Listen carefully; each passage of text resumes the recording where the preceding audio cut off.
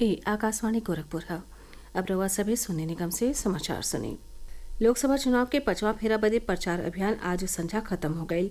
एह फेरा में प्रदेश के 14 सीटिन पर 20 मई के वोट पड़ी। इस सीट हैं मोहनलालगंज, लखनऊ, रायबरेली, अमेठी, जालौन, झांसी, हमीरपुर, बांदा, फतेहपुर, कौसाम्बी, बाराबंकी, फैजाबाद, कैसरगंज और गोंडा। निष्पक्ष और पारदर्शी तरीका से 5वां फेरा के चुनाव संपन्न करावे खातिर एह संसदीय क्षेत्र में बिहने पोलिंग पार्टी रवाना कईल जाई।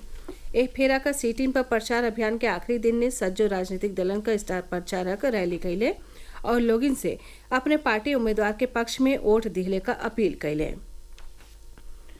लोकसभा चुनाव बदे कई गो राजनीतिक दलन के सीनियर नेता और स्टार प्रचारक अजुओ अलग अलग संसदीय क्षेत्रन में चुनाव प्रचार कैले। भारतीय जनता पार्टी का सीनियर नेता और रक्षा मंत्री राजनाथ सिंह झांसी और बस्ती में चुनावी रैलियन के संबोधित कैले। बस्ती में चुनावी रैली के संबोधित करत श्री सिंह कहले कि उनकर सरकार जातिवाद और परिवारवाद का राजनीति नहीं करेला, बल्कि देश का राजनीति करेला। मोदी जी के अगुवाई में चल रहल सरकार इस साबित कर दिले हवे कि भारत कमजोर नहीं हो।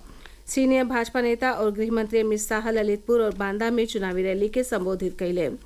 कांग्रेस के सीनियर नेता और पूर्व मुख्यमंत्री दिग्विजय सिंह लखनऊ में एगो पत्रकार वार्ता में आरोप लगवले कि देश के किसानन का कर्जा माफ नहीं भइल, जबकि हजारों करोड़ लेके भागे वाले लोगिन का कर्जा माफ कर दिहल गईल।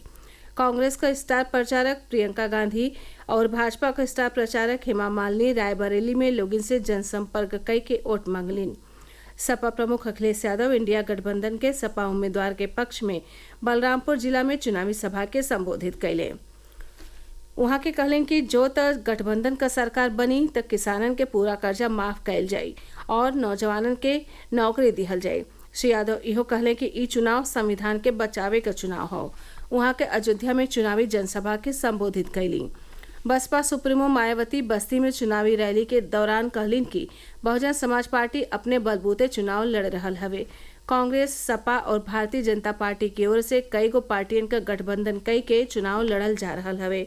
बसपा बिना जाति भेदभाव के उम्मीदवारन के चुनाव में उतरले हवे। हाई कोर्ट का लखनऊ पीठ अलग अलग आतंकी संगठन से कनेक्शन के आरोप में गिरफ्तार 11 आरोपियन के सशर्त जमानत दे दिले हवे। एह सज्जो लोगिन पर आतंकियन के मदद का आरोप हवे। जांच एजेंसी की ओर से 90 दिन के भीतर आरोप पत्र दाखिल न कई पवले के नाते न्यायमूर्ति AR मसूदी और मनीष कुमार निगम का खंडपीठ ई फैसला सुनवलस। जिला जज संजीव पांडे का अदालत वाराणसी के ज्ञानवापी से जुड़ल मामलन का सुनवाई खातिर 29 मई का तारीख तय कर दिले हवे। काशी विश्वनाथ मंदिर न्यास की ओर से डालल गईल एगो याचिका के जरिया से व्यास जी के तहखाना के छत का मरम्मत कैले का मांग कैल गईल हवे। एह मामला में सुनवाई के दौरान आज दोनों पक्षन की ओर से आपन आपन दलील पेश कैल गईल। एकरे अलावा ज्ञानवापी परिसर के बचल जगही के सर्वे से जुड़ल एगो औरियो मामलों का सुनवाई कैल गईल। देश का पूर्व राष्ट्रपति रामनाथ कोविंद परिवार के साथ आज अयोध्या में रामलला का दर्शन पूजन कैले। वहां के परिसर में बनल कुबेर टीलों का दर्शन कैली। इससे पहले श्री कोविंद हनुमानगढ़ी पर पूजा अर्चना कैले और रायगंज में देवगंबर जैन मंदिर में ज्ञानमती माता का आशीर्वाद लेले। 2 दिवसीय प्रवास पर अयोध्या पहुंचल पूर्व राष्ट्रपति बेहने परिवार के साथ सरयू तट पहुंच के सरयू आरती में हिस्सों लेले। वहां के कहले कि सरयू आरती में हिस्सा लिहल अपने आप में एगो दिव्य अनुभूति हवे।